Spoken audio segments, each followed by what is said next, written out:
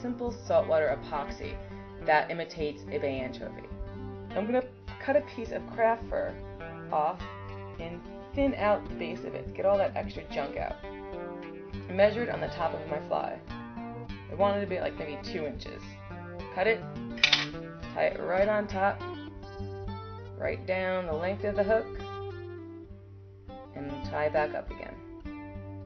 I've also cut some camel colored craft fur. Again, thin out the base of it, measured on the top of my white craft fur, cut the excess off, tie it right on top. I'm going to add 1 strand of flash to my epoxy here and lay it equally on either side, wrap thread over it and back towards the eye of the hook, and cut off just shy by the end of the craft fur. I'm going to use some silver body braid, but you can use an opal color or a tan color. And I'm going to tie the body braid onto the back of the fly. I'm going to take the braid and wrap it up the body of the fly towards the eye of the hook. Okay, I'm going to take my thread now and secure down the end of the body braid.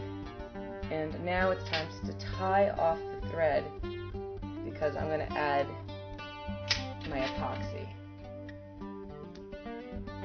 I'm mixing some 5-minute epoxy here very well, and I'm going to apply this to the fly. Now I'm using a toothpick to apply the epoxy to the body of the fly, and what I'll do is slowly rotate the fly as I add the epoxy on top of the silver body braid. If you want, you can add eyes. I prefer not to add eyes because I'm lazy. Now it's time for a second coat of epoxy. And a little bit more down by the bend of the hook.